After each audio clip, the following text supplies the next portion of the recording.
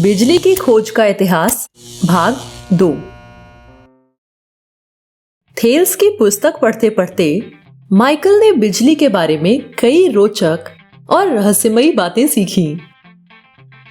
Thales ने देखा कि एम्बर जैसे कुछ पदार्थ घिसने पर अन्य चीजों को अपनी ओर खींचते हैं। इंग्लैंड के विलियम गिलबर्ट ने इन पदार्थों को इलेक्ट्रिक यानी विद्युत पदार्थ कहा। इसके बाद अन्य लोगों के विद्युत पर किए गए काम को जानने के लिए माइकल ने थेल्स की पुस्तक का अगला अध्याय पढ़ना शुरू किया। 17वीं सदी, आज से लगभग 400 साल पूर्व आयरलैंड में रॉबर्ट बॉयल नाम के एक दार्शनिक रहते थे।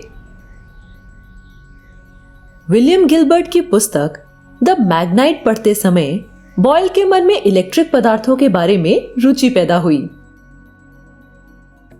उन्होंने फैसला किया कि पहले वे खुद किताबों में लिखे प्रयोग करने की कोशिश करेंगे और तब जाकर उन पर विश्वास करेंगे। उन्होंने सभी प्रयोग खुद करने शुरू कर दिए। प्रयोग करते समय उन्होंने पाया कि कुछ पदार्थों को घिसने पर उनमें बिल्कुल वैसी ही आकर्षण की शक्ति आ जाती है जैसी गिलबर्ट ने बताई थी। लेकिन ऐसा होता क्यों है? ये प्रश्न उन्हें लगातार परेशान कर रहा था। एक बार बॉयल ने देखा कि जिस बर्तन में तेल रखा था उस पर अन्य बर्तनों की तुलना में ज्यादा धूल चिपकी हुई थी। उन्होंने सोचा कि तेल का बर्तन अन्य बर्तनों की तुलना में धूल के कणों को अपनी ओर अधिक आकर्षित करता होगा।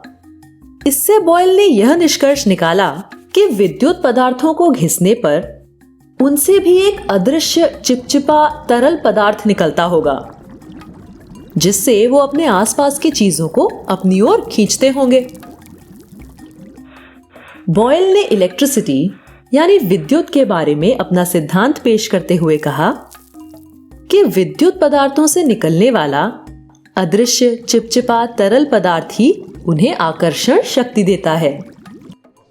उन दिनों लोगों को यह विचार बहुत अजीब लगा, पर थेल्स के लगभग 2000 वर्षों बाद विद्युत पदार्थों में आकर्षण का कारण बताने वाले बॉयल पहले वैज्ञानिक थे।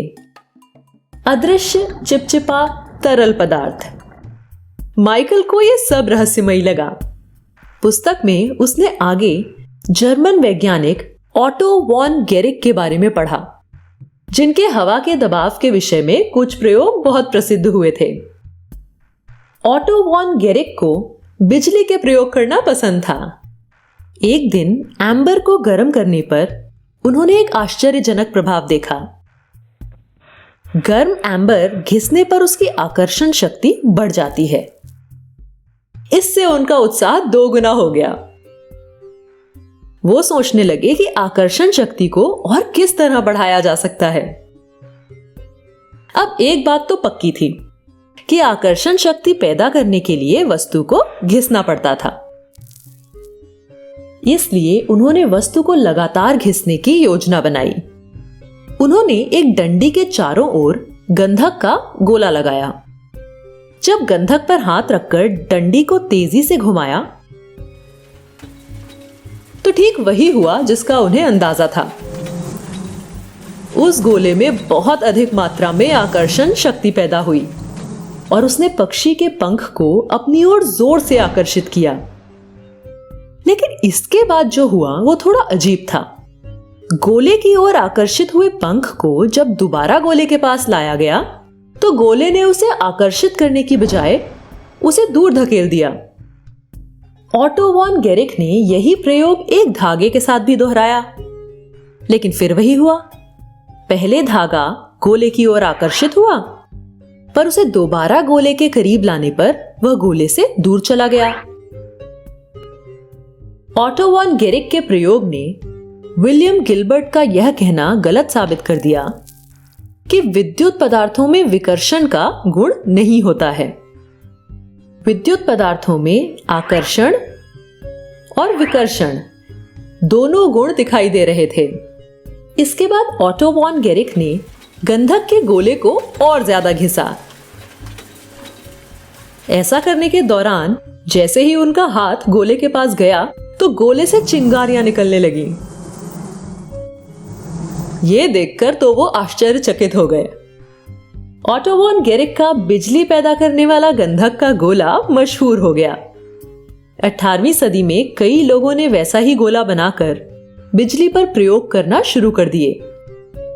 उनमें से एक थे हॉक्सबी। वो मशहूर वैज्ञानिक आइजक न्यूटन की प्रयोगशाला में सहायक थे। न्यूटन को कांच के टुकड़े से बिजली के प्रयोग करते देखकर हॉक्सबी के मन में ख्याल आया कि गंधक के गोले की बजाय क्यों ना कांच का गोला इस्तेमाल किया जाए। हो सकता है कि ऐसा करने से बेहतर तरीके से बिजली पैदा हो। न्यूटन की अनुमति से हॉक्सबी ने प्रयोगशाला में कांच का गोला बनाना शुरू किया। उन्होंने ऑटो वॉन गेरिक के डिजाइन में कुछ सुधार किए। कांच के गोले से हवा निकालकर उसमें थोड़ा सा पारा भर दिया और गोला धुरी पर तेजी से घुमाने के लिए उसे एक घिरनी से जोड़ दिया।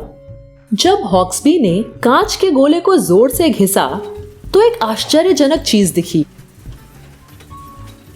घिसने के बाद कांच के गोले को हाथ लगाने पर वो चमकने लगा।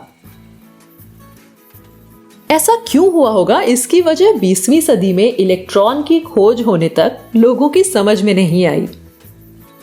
पर हॉक्सबी का कांच का गोला प्रसिद्ध हो गया। हॉक्सबी ने अपनी इस मशीन को द इन्फ्लुएंस मशीन का नाम दिया। अदृश्य चिपचिपा तरल पदार्थ, चिंगारियां, चमकता हुआ कांच का गोला। माइकल ये अद्भुत कहानी पढ़ने में मगन हो गया था। बिजली के खोज में उसे आगे क्या क्या पता चला, ये हम तीसरे भाग में जानेंगे।